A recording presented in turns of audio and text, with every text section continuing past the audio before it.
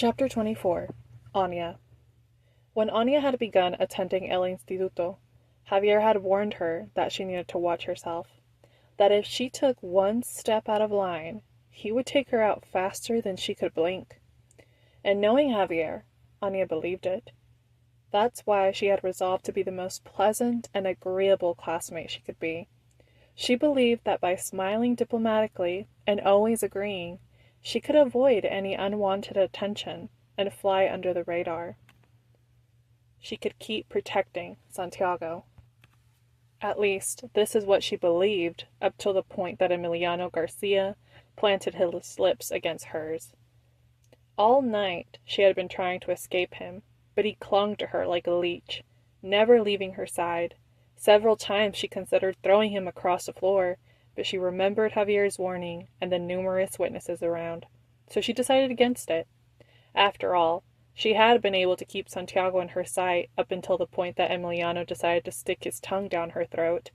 It took no longer than 5 seconds for the surprise of being kissed to wear off, and she swung her hand forward, hitting him square in the jaw. He fell back, crying out his pain, touching his jaw. "What the heck?" he exclaimed. "I did not consent to you kissing me," she said, trying to hide the disgust in her voice at having Emiliano Garcia as her first kiss. "Do not come near me again," she said, and began to walk off, hardly noticing all of the humans that had circled around Emiliano, watching her walk back into the house. Before she stepped inside, Anya looked up towards the window where she had last seen Santiago with the pretty girl, but he was nowhere to be found now. "Great," she muttered, irritated at Emiliano for causing her to lose sight of her charge. Just then her phone rang. She looked at the screen. Miguel's name flashed there. Her eyes widened. He only called her for matters of utmost urgency. She answered quickly. "What's wrong?" she asked, trying to keep the panic out of her voice. "Hey!" Miguel's tone was calm, making her shoulders relaxed. "All right, so La Hacienda wasn't on fire. Things were fine. You're still with Santiago, right?" Her eyebrows knitted in confusion. "Yes, I had my eyes on him, but..." She quickly calculated how much time had passed. 10, 15, maybe 30 seconds? Perhaps a minute now? 30 seconds ago, she said, forcing a lie. "Okay, because he called me, and when I answered, there was no one on the line." Anya felt her stomach drop. She scanned the kitchen and the living room, but found no sign of Santiago. Spotting Walter, she made her way toward him. "Anya?" Miguel's voice crackled through the phone. "I'll call you back," she said, her voice strained despite her best efforts to keep calm. "Keep it together," she told herself. "You don't want to cause a scene." "Walter," she said, attempting a smile that felt tight and unnatural with her heart pounding in her ears. "Have you seen Santiago?" Walter glanced around nervously.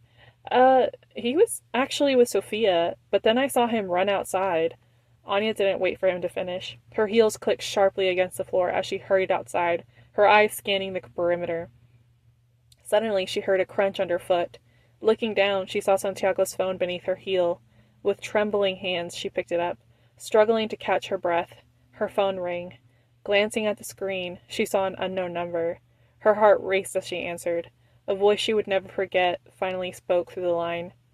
270 Stone Lane. Come alone. Rage erupted inside her, a fury she had never experienced before.